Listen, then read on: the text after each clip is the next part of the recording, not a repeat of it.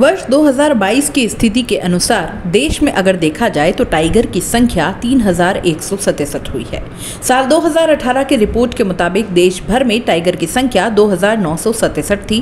पिछले 5 साल में देश भर में टाइगर की संख्या में इजाफा हुआ, जिसमें राजस्थान में टाइगर्स की संख्या 100 से ज्यादा है और इनमें सबसे ज्यादा संख्या सवाई माधोपुर के रणथंभौर नेशनल सेंचुरी में है और फिर अलवर में सरिस्का और कोटा में मुकुंदरा हिल्स में टाइगर सेंचुरी में टाइगर हैं।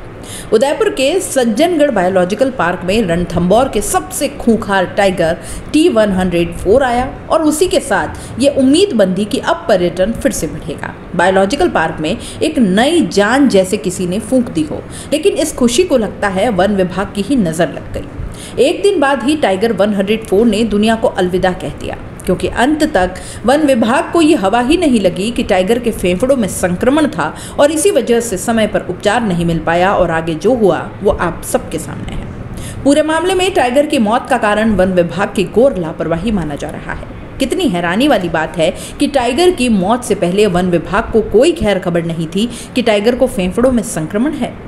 रणथंभौर से उदयपुर शिफ्ट करने से पहले टाइगर की मेडिकल जांच में महज औपचारिकता निभाई और यही टाइगर को महंगी पड़ गई। इस मामले में रणथंभौर डीएफओ मोहित गुप्ता का कहना है कि हमने ट्रैंकुलाइज के बाद टाइगर का वजन, लंबाई, चौड़ाई और टेम्परेचर चेक किया था, लेकिन टाइगर को अंदरूनी रूप से चेक नहीं किया, इसलिए फेफड़ों में संक्रमण में पता नहीं लगा। वहीं उदयपुर डीएफओ अजय चित्तौड़ा ने पोस्टमार्टम जांच के बाद टाइगर के फेफड़ों में संक्रमण होने की पुष्टि की है। चित्तौड़ा ने कहा कि यह संक्रमण अचानक नहीं हुआ है, धीरे धीरे इसके शरीर में फैला है। चीकू के नाम से पुकारे जाने वाले टाइगर T104 की मौत उसे ट्रैंकुलाइज करने के बाद महज 24 घंटे के भीतर हो गई। रणथंभौर से टाइगर को मंगलवार सुबह 6:35 पर ट्रैंकुलाइज किया गया और इसके बाद सुबह 8 बजे रणथंभौर में एसी वाहन में उदयपुर के लिए उसे रवाना किया।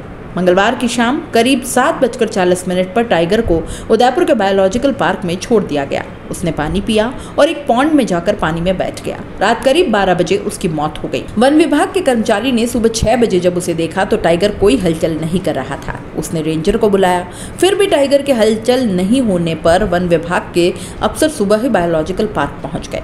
उदयपुर डीएफओ ने बताया कि पशु चिकित्सालय की टीम ने टाइगर का पोस्टमार्टम किया है और उसके बाद टाइगर का अंतिम संस्कार किया गया। पोस्टमार्टम टीम में डॉक्टर कमलेंद्र प्रताप, डॉक्टर हंस कुमार जैन, डॉक्टर हिमांशु व्यास और डॉक्टर सविता मीना शामिल थे, जिन्होंने प्राथमिक जांच में टाइगर के फेफड़ों में संक्रमण होने की पुष्टि की है।